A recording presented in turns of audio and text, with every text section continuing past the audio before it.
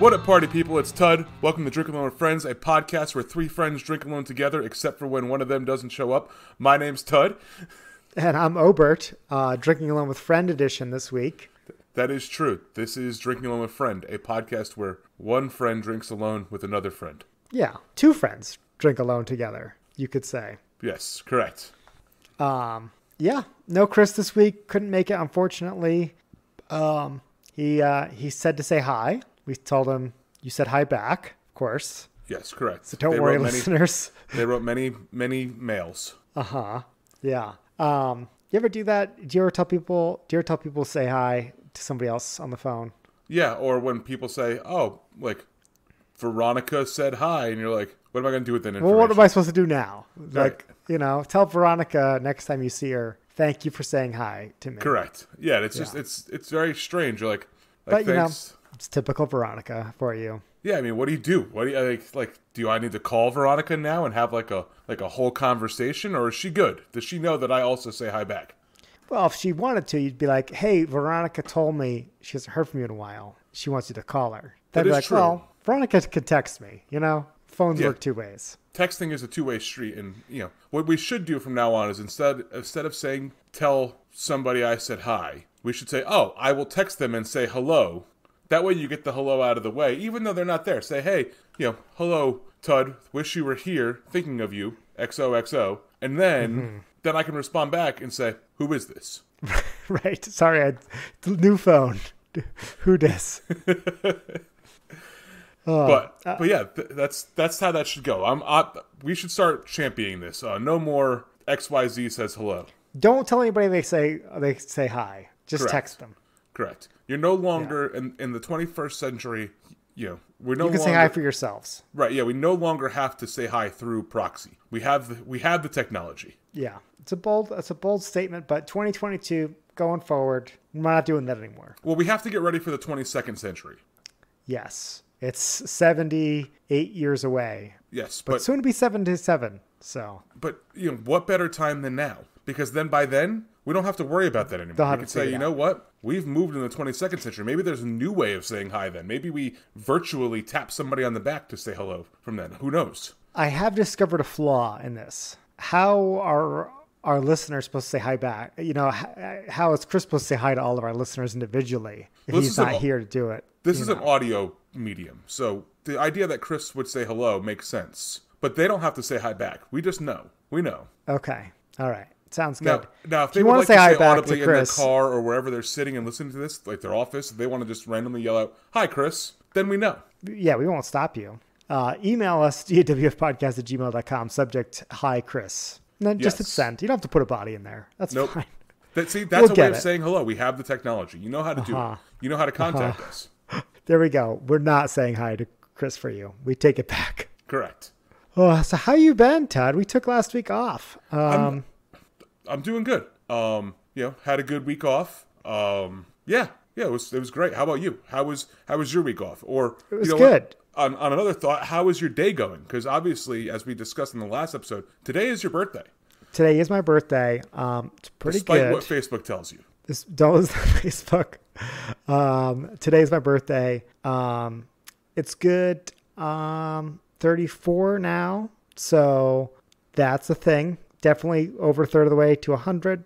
Maybe we should have celebrated that back, last yesterday. December when I was hit the 33.33 repeating mark. Should have celebrated my third of the way to 100.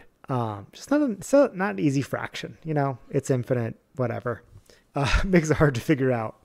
But, I'm looking forward to another trip around the sun, baby. I was out there this morning taking the dogs for a walk. On the sun? Not on the sun, on the earth, looking at the sun. And it was like, today is a great day to be alive. Happy to be here for another year. I'm here for it. Did it look any different than yesterday? No. It was bright. I went out this morning, it's getting light later here, Northern Hemisphere. Shout out to all of our Northern Hemisphere listeners. But, so it was a little lower in the sky. Shadows were a little longer. But it was a good day to be out there walking the dogs. I think they call that cataracts. Cataracts in my eyes. Yes. Not that old yet. It's getting there.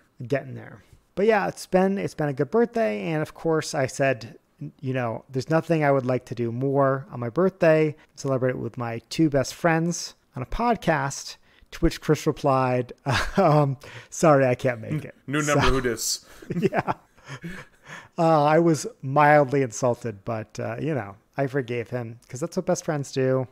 And we're here. Should we tell listeners what we were doing last week? Well, we were obviously celebrating fall. Because as we all know, the first day of fall was the 22nd. So yeah, we had to celebrate the fall by going by leaf peeping. Peeping those leaves. How's it looking in Connecticut? Can we get a leaf peep report? I don't see any leaves changing color yet. Maybe some. Still all green. Yeah, well, that's going to, I feel like it just kind of happens one day. Like going into the spring, all of a sudden I looked outside one day and our entire tree in our front yard was red because it was starting to bloom. So I feel like one day I'm just going to look out this window that I sit right next to and it's just going to be leaves. But so far, no leaves. But our listeners, by the time they're hearing this, might already be on the ground. Well, right. They should be emailing us a leaf peeping report. Every day, somebody should email in and say, no colored leaves yet. Still green. Still green. Hi, Chris. Still green. Yeah, there you go. That's what I want. Hi, Chris. Still green. There we go. Okay. Well, I guess that's it. That's what we did last week. So, I don't know. Should we get into the beer drinking parts? Sure. Before we get into the beer drinking part, though, I do have a question. Yeah. And this is for the listeners. I won't answer then. Yes. Unless it was you. I have a question for anybody who can hear my voice at the moment. Last week, I received a box from a UPS. Box. Yes, from a UPS store in Queens, New York. In the box contained 2 glasses. Sam Adams glasses that look like this. They're like patented, special shaped Sam Adams glasses. Yes, yeah, they're on the smaller side. They're not as big as the one Sam Adams glass that I have, but they have this like fancy red, white, green, and yellow design. I don't know what you would call this. It's like a whole bunch of like leaves. Honestly, and it was sent to me, and I got 2 of these, 2 matching glasses. I did a reverse search on the address, and it was a UPS store. So I don't know where these came from. Ooh, a little bit of a Sam Adams mystery. Right, but at the same time, I don't know. I haven't given out my address on the podcast. I can give it out right now. Real quick. Oh, okay, that'd be great. Yeah. But I don't know where they came from, and so, dear listener, if you're the one who sent me the glass, thank you. But I don't know who to thank. Mr. Adams himself, apparently. Maybe it was Mr. Adams himself. I don't know. It's very strange. So I brought the glass to drink out of this week. There we go. Maybe that's the trick to get the publicity is just send the mystery glass, because we're way more intrigued. You could have written a very thoughtful note, shared who you were, but this way the mystery's haunting Tud. Right. And that was the best part, was that I was like, oh, this box has to have a note in it, right? No. Right. No note. No. Okay. Well.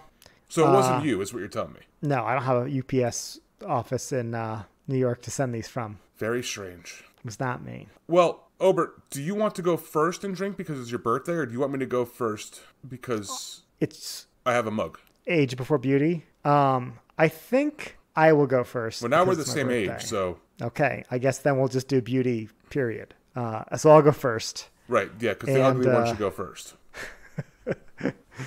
Save the beauteous for last is what I think they always say. Right. So one of the things I love about my birthday, presents. Back in New England, I love fall. I love the cider. I love the cider donuts. I love the apple picking. It was a handle somebody did once. It's a good handle. A lot of great stuff in fall. Leaves aren't there yet, but whatever, they'll get there. Living in Montana, there's a different thing to love about fall. And that's that this is when the hops are all harvested.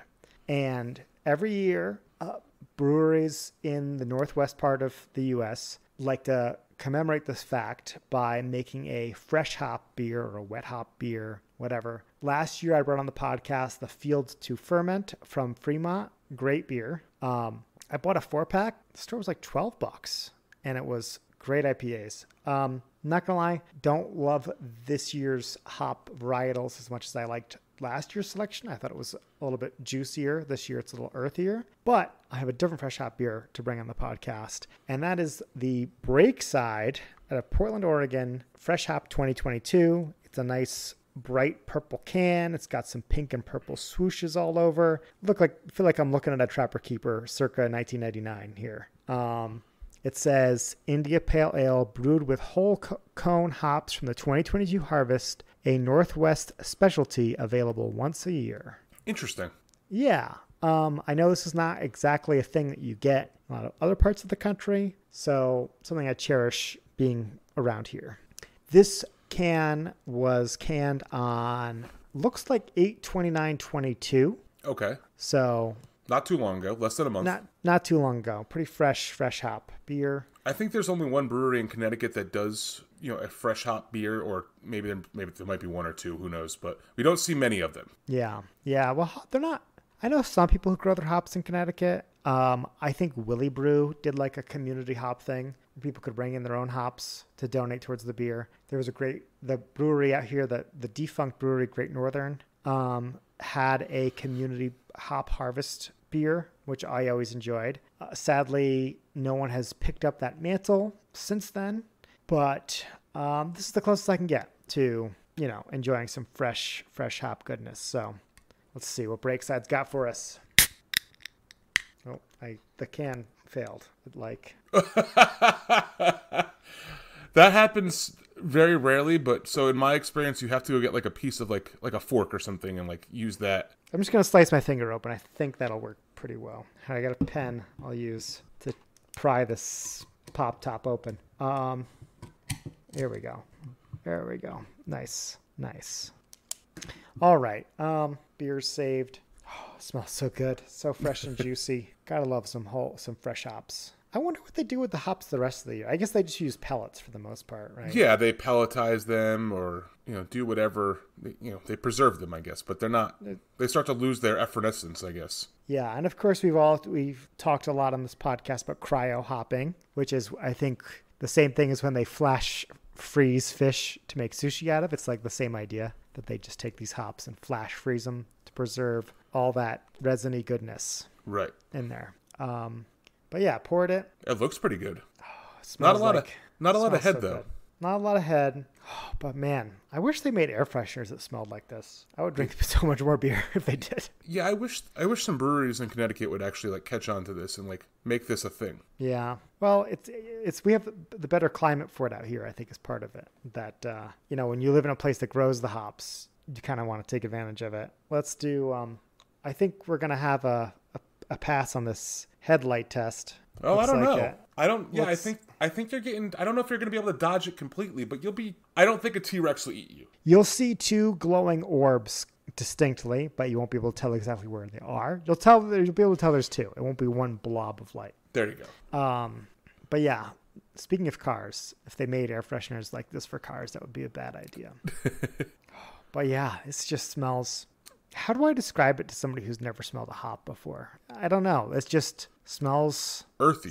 It's definitely earthy. It smells straight up like a hop. If you've never been on a brewery tour, but you've listened to 203 episodes of our show, because as we all know, you started episode 1 and worked your way forward. I highly recommend going on one. And when you do, they give you some hops to smell. The good ones, anyway. That's exactly what this beer smells like. It smells floral, delicious, like everything is right with this world. Like you looked up today and saw the sun for the 34th year in a row and were like, it's going to be a good day. Except for that the cataracts are coming in. Other than that. But okay, I cannot help but taste this beer. So here we go. Beer 30. Cheers. It's beer 30, and I'm thirsty. I've been working like a dog all week long, so maybe something cold won't hurt me. 'Cause it's beer 30, and it's time to party. Yeah, baby.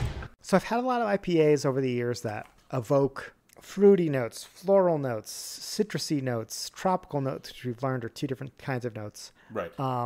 You get earthy, you get I think piney. we knew. Chris did not know. Yeah.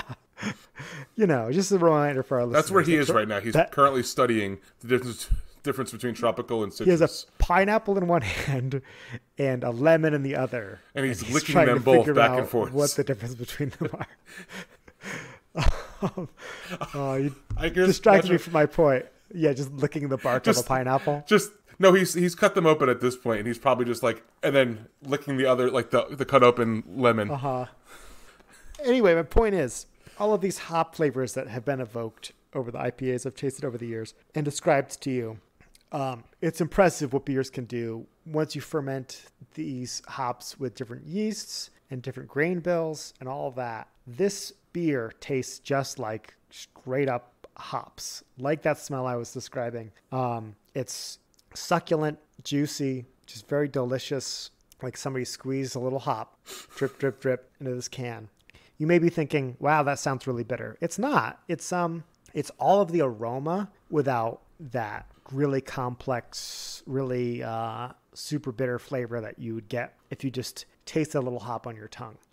They did I don't know if it's just these fresh hops or whatever, but they did a really good job of evoking just the aroma in this beer, and I'm here for it. If you live in the Northwest, if you can get Breakside beers near you, stop what you're doing. Well, finish the podcast, then get in the car, download the podcast again. I was going to say, they could listen to the podcast in the car. If you're on your way to work right now, get off the highway, go to the nearest beer store by you, and buy some of this, because it only comes out once a year, and it's not getting any fresher. They've already canned them all. So this is a really good IPA. This is like a 4.75 IPA. Wow. Yeah, really, really juicy and delicious. And yeah, I don't know. It's perfection. It's not perfection. It's a solid A, 96.5. We're not our professors are stickler. They're not rounding up. Do we have a hop name? No. You sure? It says on the bottom, Wander Jack. There you go. That's what I'm looking for. Is that a hop?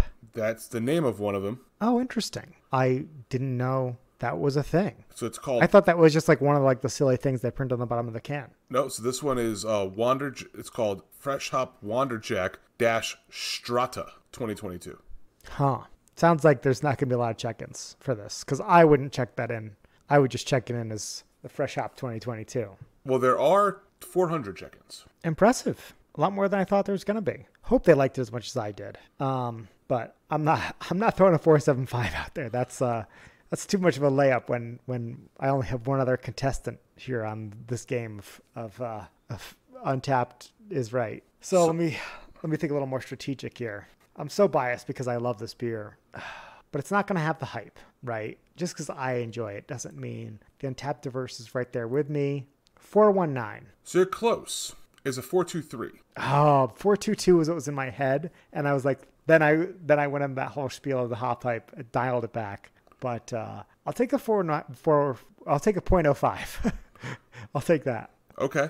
I will say 0.04, right? I said 1.9 and 1.9, you said 2, so yeah. 3. 2.3, yeah. So 0.04. But if you want to be 0.05, I'm okay with that. Nah, I need every 100th I can get this week. So one interesting thing I see here is that they also have a fresh hop Pilsner from 2022 as well. That's really interesting. I would not think that would be this beer you would use to showcase your fresh hops. That or a fresh hop. They have a fresh hop India Golden Ale. India Golden Ale. Yeah. So those are two other ones that are not IPAs.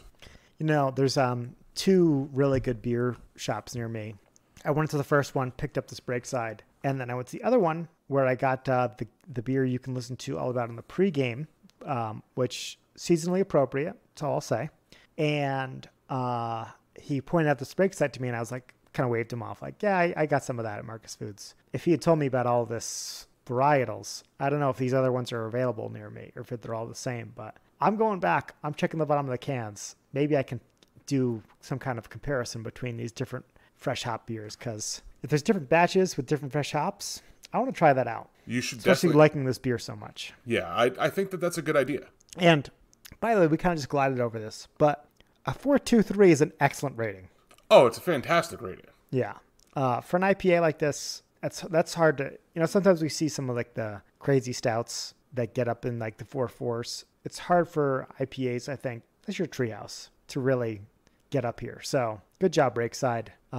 You earned it. I wholeheartedly agree. Wish I could send you some, Tud, but wouldn't survive the the trip. I mean, you just sent me some beer. You could have stuck it in then. I know. We didn't get them until after I sent you that box. It's a little bit of a delay getting all the way out to Montana, but it is very out of the way. Mm-hmm. But okay, I'm gonna nurse this one for sure. So, what do you got for us this week? So this week I have a beer from one of the favorite breweries of the podcast, Fox Farm. I figured I'd drink it in honor of Obert's birthday, also in my brand new Mystery Sam Adams glass, and that is Avalonia Medley. Interesting. It is an ale aged in oak barrels with boysenberries, blueberries, mint, and lime. Wow, that is a very interesting medley. Like, if you said, I made you a mocktail, and it was club soda, simple syrup, and those fruits, I'd be like, that doesn't seem like it would go together. So I can't imagine that in a beer. Yeah, me neither. So, this is from hang on one second. I'll tell you more about this beer as soon as I'm done pouring it. He's pouring. Remember that? Family Matters? No. Urkel. He didn't like when people made noise when he was pouring. Hey, Steve. I did not remember that at all. So as you can see, the beer did keep its head nicely in this Sam Adams glass. The beer all fit in this Sam Adams glass, which I'm very surprised about because this is a very tiny Sam Adams glass. Yeah, that's a big bottle in a tiny glass. This weighs in at 5.6% ABV. It's a 12.7 fluid ounce bottle. And I thought it was a bigger bottle than that. No, it's a tiny bottle. And other than that, it's not very descriptive. It's kind of just a white bottle that says Avalonia Medley on it. It just tells you what it is. Well, okay, so I see it looks like this is not the only Avalonia that Fox Farm brews. Yeah, I think I've had other ones in the past. I know I've had other Avalonias in the past. I like this style of their beer. I like when they do these weird fruited sours. Yeah. I have the description up on Untapped. I would read it if you want. If you don't, I don't want to like poison your thoughts about what flavors you're going to pick out here. So no, go ahead. Sometimes Untapped has like some good insight of what the brewers want to tell you about the beer. And this is a good one because it sounds like the bottle's just like a kind of a blank label. But in keeping with recent tradition, we were pleased to share an exciting new Avalonia variant in celebration of yet another year of brewing here on Music Vale Road. Avalonia Medley was dreamed up by brewer Dan with the intention of capturing the vibrant flavors of a peak summer ripe berry salad. As always, a careful blend of barrel-aged mixed fermentation ales forms a clean, nuanced base with gentle acidity for which the fruit to rest upon.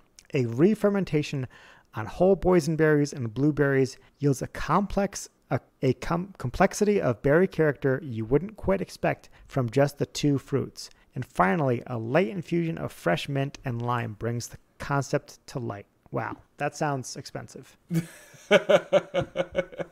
I don't remember what I paid for it, if that helps. Okay. The head has dissipated, and it stays as just a very red but filtered beer. Let's put the light up to it. Looks like some juicy juice. And the light makes it shine very purpley. You definitely see something coming at you, but I don't know if you'd be skilled enough to dodge it. Fair. With that light, that looks like a very, very nice looking beer. On the nose, I get some sweetness and some sourness. It just smells like a berry patch. I don't know if I've ever had a boysenberry straight. That's a fruit that I haven't had, I can safely say. So I don't know what a boysenberry is supposed to smell like. If our fruit spurt doesn't know, then all hope is lost. That's true. I don't think boysenberries are a common thing you can buy. No, they got to be a local to like someplace thing. Like we got the huckleberry. Oregon's got the marionberry. Let's see what boysenberries are. I think they're a Maine thing. Isn't that blueberries? It's blueberries. Boysenberry. Where do they grow boysenberry? Chiefly in New Zealand and the United States, particularly on the Pacific coast from Southern California to Oregon. So not an East Coast thing. Yeah, we got blueberries. That's what I'm saying. Yeah. This looks like a blackberry, but it grew extra long. Interesting. Okay. Yeah. Well, let's taste it and see what this bad boy tastes like. Ooh, that's weird. How old did you say this beer was? Does not have a date on it. But it's not something you just picked up recently. No, but I don't think it's all that long ago either. Because I think I was there and I said, ooh, Avalonia. Ooh, Medley Sounds version. like it was like a this summer release, based on the description I read. Yeah, I don't know. I can tell you it hasn't been in my fridge all that long. So relatively new, at least new to my fridge. It's interesting. So it does have that distinct like dryness from like a blueberry. Like it's got that blueberry, like, you know when you eat a blueberry and it's not like the sweet blueberry, it's kind of like the sour side blueberry where it kind of is very sour, makes your mouth pucker, but then it kind of doesn't really have much of a flavor afterwards. Yeah. That's kind of what this tastes like as far as like the fruit side goes. Same thing kind of like with a blackberry, I guess, is, you know, if you were kind of looking at a blackberry where if it's not a sweet blackberry, it's got that tart pucker. Correct. And then it goes to mint. And the mint is very prevalent in the taste. Okay, I was curious about that. More, I would guess it's an aftertaste of mint. Right. It's like I'm thinking about like what they said is like a fruit salad. It's kind of like if you stuck mint in your summer fruit salad. Like it's kind of like that where it's there. But it's not like overpowering. You know, the fruit has nicely complemented it. Mint's a hard flavor to hide. Yes. I don't get any lime though. No lime at all. I do get a lot of sourness, but I don't get a lot of lime. It's a really good beer. It's not too complex. There's not a lot going on. You know, it's kind of like that berry flavor, some nice sweetness, and then that mint flavor, and that's it. You know, it's probably about a just as sour as like a sour Granny Smith apple, so a 7 on the sour scale. So it's nicely puckering. You know, it was a little bit of a warmer day here in Connecticut, so nice little refreshing drink to have today. Nice way to kind of close out the summer. Correct. Yeah, and say goodbye to the summer. Hello fall. Hello stouts. Bring on your boysenberry pies. Bring on the boysenberry pies. You know, I wish somebody would somebody should make a pie sour. You know, all these fruited sours that people want to talk about. Where's the pie sour? Give me a pie sour. Give me a pumpkin pie sour. Give me an apple pie sour. Pumpkin pie sour. You might be onto something there. I mean, you go to New England, you go to a Packy. There's like 60 pumpkin beers on the shelf. There's 5 pumpkin pie beers on the shelf. Tell you what there's 0 of. Pumpkin pie sours. Exactly. Yeah. That's something that Transcend or Skygazer should be getting on and making a pumpkin pie fruited sour. I think this is what you bring to that homebrew competition or the homebrew club. You bring your pumpkin pie sour with dehydrated pumpkin pie added. Real quick before we get to your rating and the Untapped rating, did you get any of the oakiness from the barrels? No. No, none at all. Yeah, it sounded like a pretty complex blend, so they might have went with a lighter, I don't know, the difference between American oak and French oak. I think French oak is the lighter flavor. I think it's more of a wine thing. But anyway, it sounds like it wasn't like super oak forward. I mean, maybe that's what's causing the dryness. You know, I described that dryness at length. I mean, maybe, you know, you get dried red wines, right? They come out of an oak barrel. So maybe that's what's kind of causing it, or maybe it's contributing to that dryness. But I don't get any oak flavor that you'd be like, hey, that's oak. Mm-hmm. You know, then again, I've never gone out there and licked an oak tree to figure out exactly what flavors I'm getting. But I've had enough like bourbon. They're not selling oak at the grocery store for you to just taste them. Right, correct. Yeah. Okay. All that being said. So I'm gonna give this a 4.5. It's a really, really good beer. I like it a lot. Excellent beers on the show tonight. 4.75 and a 4.5. That is I'm glad that you only brought the best to celebrate with me tonight. Well, of course, we had to celebrate in the best way we know how. Cheers. Okay, you gave it a 4.5. What do you think the 439 people who've also rated this beer collectively average to rate? That's it? The beer. That is it. How many? 425? 439. I don't know. I think this is going to be some people's jam, and I think it's not going to be some people's jam. Because it tastes like jam? Because it tastes like jam. Sourness. Some people don't really like mint, but it is Fox Farm. Does have hop pipe. I'm gonna stay safe. I'm not gonna try to go out and find crazy tangents. Say 425 flat even. Well, Tud, we both get a tally mark tonight, as it is a 4.29. You're 0.04 off. I like it. Yeah. Happy birthday, Obert. Happy birthday. We each get a present on this one. You know what? That'll just drive Chris a little nuts too. Yeah. I didn't want to influence your guess, but I do think the average is probably a little higher because I think this is like a $22 bottle of 12 ounces of beer. I mean, it's possible. It's possible that this is not a cheap bottle of beer. I don't know what Fox Farm is charging for 12-ounce bottles these days. I think it's like 15 or 14 or 15 bucks. Okay, $1 an ounce is what you're paying. Yeah. But that's not cheap. Not cheap at all. No. But it's really good. Good. I'm glad to hear it's worth it. And I mean, you heard what we were describing with the they got the different beers. They all then blended together and they added the other fruits. It sounds like a very complex, intensive beer. This is not a run-of-the-mill beer. It's intense, but it's also very simple, if that makes any sense. It's so intense, but yet so simple all at the same time. And that's what makes it so good. It was a labor of love, not a labor of throw everything in the kitchen sink at it. Yeah. Careful selection. That makes sense. Yeah, I had was tempted to buy myself a bottle of Equilibrium barrel-aged stouts. Have made it out here. I don't know if I've had any Equilibrium stouts.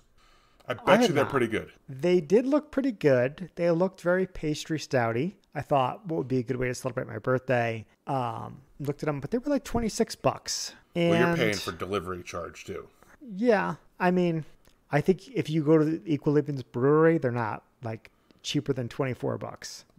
So I'll have to take a look next time I'm in Total Wine and see how much they are there. I wouldn't be surprised if Total Wine's cheaper than the brewery either. Not in my experience with like barrel or with bottles Stuff. and things. Okay. But I will double check and I will report back. Yeah. But that's just a lot to spend on a beer. I don't know what you think, but it's a lot. It's a lot. It's not cheap. Barreled Souls doesn't sell their beers for that much. They sell them for like, $13, $14, $12, but they're also larger than this bottle of Avalonia. They're like 16 ounces or 17 ounce bottles. They're weird. They're oddly sized. The half liter bottles. No, they're not the big. They're not the big bombers. Yeah, 16.9. There you go. Yeah, I think that's 500 milliliters. Okay. But speaking of barreled souls and bottling beers and also barrel aging beers, you sent me an interesting text this week. Would you care to tell our audience about? Yeah. So I received an email from Barreled Souls.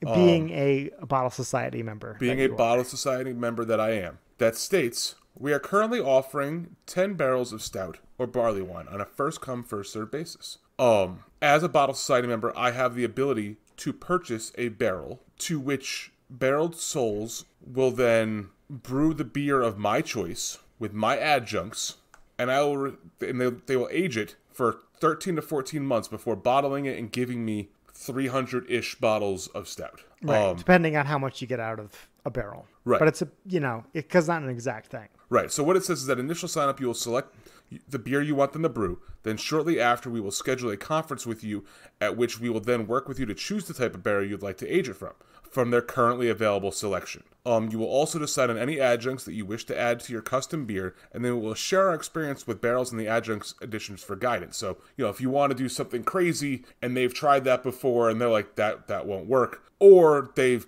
done it and they're like, that comes out and it doesn't taste very good, they'll guide you and say, hey, maybe switch it up a little bit. Yeah. So go ahead. So Tud sent a text out to the co-hosts and said, you want to go in on 100 bottles of beer each. And I looked at this, and we haven't said what the price is yet. Right. I want our listeners, as you hear all of this, you get their expertise. They brew the beer. They have the barrel they get for you. They put all the adjuncts in it for you. I want you to be starting to think about what an appropriate price for this is for the 300 bottles of the 150 liters of beer that you get. But so Tud tells me all this, and he tells me the price, and I'm like, I thought it was gonna be a lot less, and I think we could do it ourselves for a lot less and come up with just as good of a beer. I don't think and so. I only say this because I'm talking to the second place winner of the homebrew wort competition from Labyrinth. I mean, I am a very accomplished brewer. But it's true. I think it's fair to say all the co-hosts are. That's true. I will say that I talked with Paulie over at Coles Road about this and asked him, the entire reason I even sent it to you was because my conversation with him was that this was actually pretty much at cost of what it cost him to age a stout in a barrel. And for those of you who don't know, Coles Road has a very extensive barrel aging process as well. They've only been open since 2020, so some of their stuff is still coming online because obviously you had to open the brewery, get people in the door, then buy the barrels, then brew those beers. So we should be getting some 16-month stouts, 17, I think he even had a 2-year stout that he was getting ready to pull off. So we were talking about it, and he said that this was a good deal. So I will tell you the cost now, dear listener, because I'm sure a good deal. Yes, this is what it would. This is like getting a fair price or a good deal. This is getting the beer at cost. Okay. So for the barrel without adjuncts, wait. You also get it's all bottled. You get the label. You get to design the label. Correct. All that stuff. I don't think they include the wax seal. They don't include the wax seal with this. Well, no, because Barreled Souls barely uses wax, but it comes with the bottling, with the label. They custom your label for you, and they pay to age it. I mean, they have to store it somewhere for that 14 months. So it's $4,000 for plus just the beer plus tax. Then for every adjunct you want to add, it's $250 per adjunct. So if you want to do marshmallow and graham cracker, that's $500. You want to do marshmallow, graham cracker, and chocolate, that's $750. What about, I want to throw Nutter Butters in there too. So then that's $1,000. Okay. You don't get any adjuncts for free. Can I get chocolate covered Nutter Butters? And then that's like chocolate and Nutter Butter. There you go. Kill two birds with one. That's probably some of their advice that they'd give you.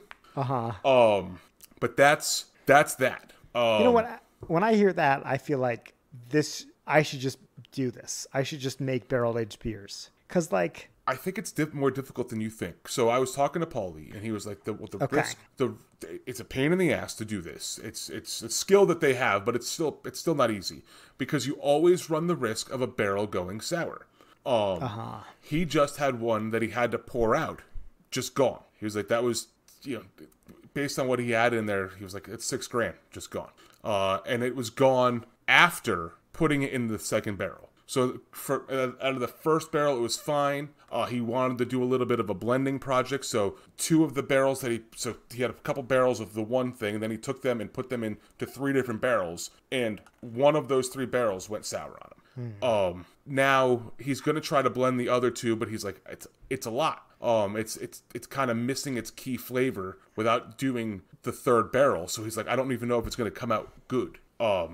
Just gone. Plus so he was like, it's a really good deal. If you want to do it, he's like, but that's a lot of, it's a lot of bottles of beer too. I mean, 300 bottles of beer is a lot of beer.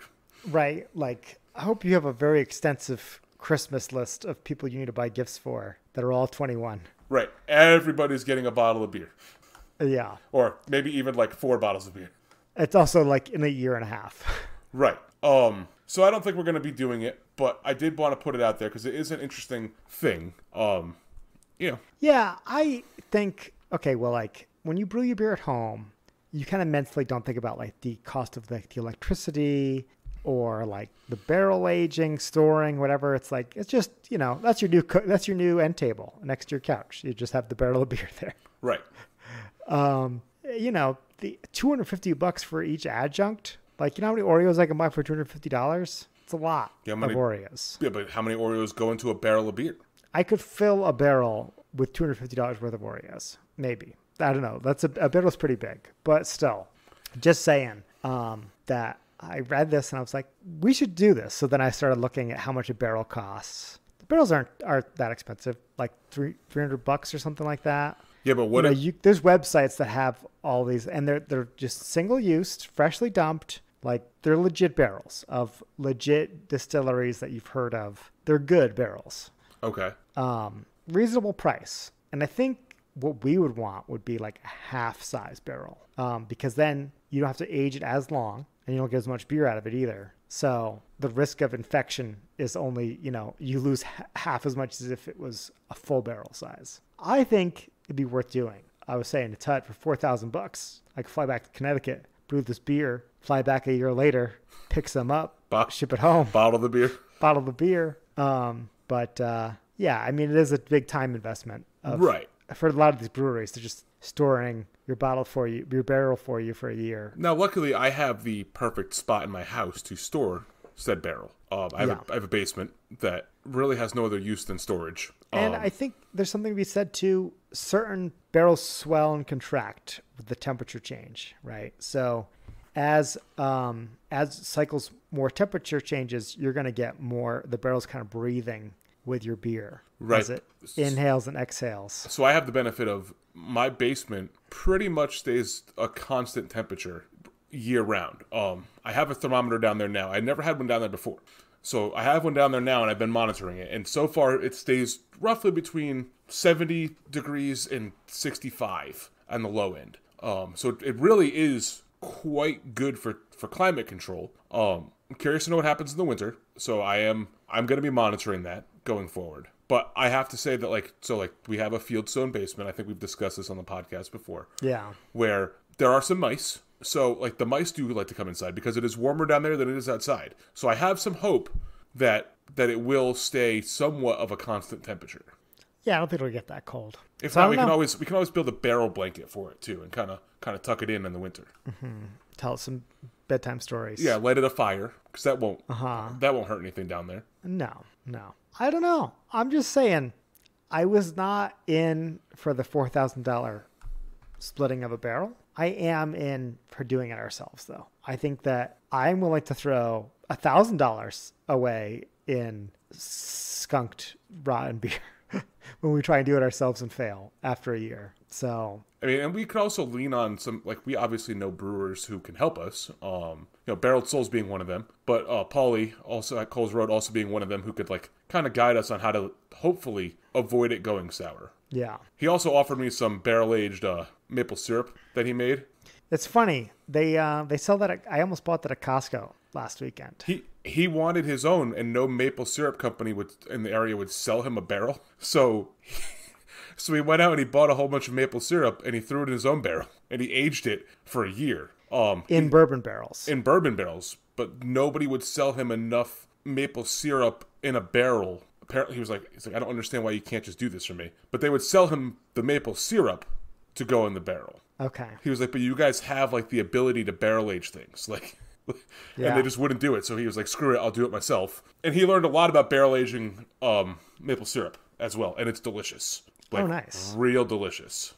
What do you use it for? He wanted the barrels. So he wanted the bourbon barrels that had already been aged in maple syrup to throw a beer in there and kind of pull the bourbon and the maple syrup out at the same time. The issue that he came up with is that maple syrup, I don't know if you know about maple syrup very much, Obert, or what it is. I don't know if you've ever seen a pancake before or put it on a pancake. Just like going to brewery tours, I've also gone to maple syrup breweries. Okay. So maple syrup is not the most water forward liquid.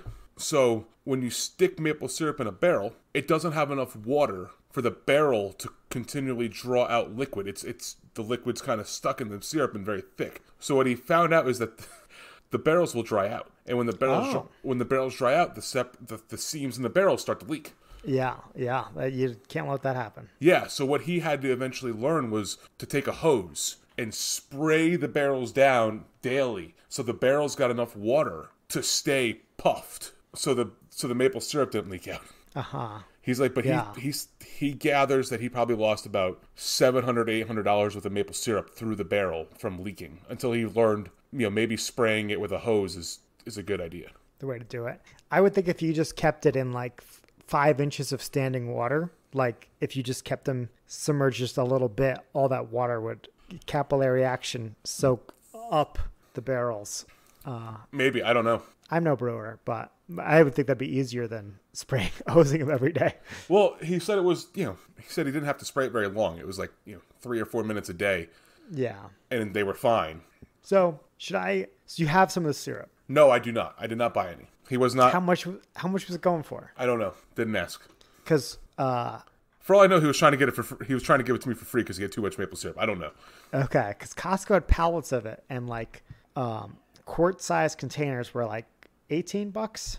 That's not bad. No, but I was I'm a no Aunt Jemima, no artificial syrup kind of guy. It's maple syrup or dry pancake. You're the type of guy who brings your own maple syrup into a diner. I would. But I just don't think, I think the bourbon flavor would be too overpowering for waffles or pancakes. I think I don't wake up in the morning and be like, you know what I want with my eggs? Bourbon. True. I will say that I think it's very subtle. Okay. Now, granted, I did a straight shot of maple syrup to try Yes. it. It did not come across as bourbony. It came across a little oaky and a little smoky, but nothing that you'd be like, wow, this burns. It didn't have a burn. It was, that maple syrup, that maple flavor and that sweetness swallows that up. That doesn't really exist. It probably goes into the fact, too, about how you're talking about how it doesn't have the hydration content to really interact with the barrel all that much. Right, it's just kind of sitting there and kind of lightly gathering. I do think that he probably should have mixed it with some water, but he made a good point of, well, then how do I get rid of the water when I'm done? Because he didn't want super watery maple syrup. Mm-hmm. Well, this, for all of you maple syrup enjoyers out there who've never been to a maple syrupery, maple syrup is just maple juice. It's just tapped maple water that you boil down. So adding more water to it, you could always boil it back out, I would think. True, but would you lose some flavor that way? No, because all it is it just, the water evaporates and that flavor just condenses into what's left. But then you probably have to, I don't know. I'm if I'm thinking as a brewer. Right. Do I have I have equipment that I can boil things with? Obviously, I own a brew house. But do I want to risk putting maple syrup to boil into my boiler? Because if I burn it, I hear what you're screwed. saying. Maybe this is something he learns probably for next time. He just does like a 50-50 syrup water solution. Yeah, but then you as the brewer, they'll have to find a way to boil it. I think that's why he wanted a maple syrup farm to do this for him, because they're clearly already ready to do it. Right. Well, anyway, if I get some of this syrup, I'll let you know if I like it. All right. You'll have to let me know. Yeah, I was like on the fence. I'm like, it's just is, if I buy it and I taste one bite of the syrup and I'm like, this is trash. Well, you can always, it's Costco. You can return it. It's a good point. In my mind, I was like, I'm just going to be eating this mediocre syrup for the next year and a half. No, it's Costco. You can return anything. They are pretty good with their customer satisfaction. And shout out to Jenna for the handle, by the way. Okay, you're right. I should buy it, try it. If I don't like it, I can bring it back. Right. All right, well, we're running along here. I think it's time to toss that three-handled mug aside and take out the two-handled Frosty Mug of Wisdom. This is like the one you could play tug-of-war with. Take it out from our Wisdomy freezer, fill it up with advice, hacks, stuff, products, things we like / love, etc. Jordan, take it away. Test your handle. Test your handle. Test your handle. Test your handle. Mug of Wisdom!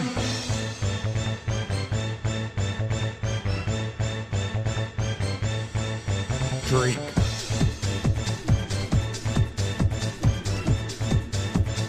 Mug of Wisdom!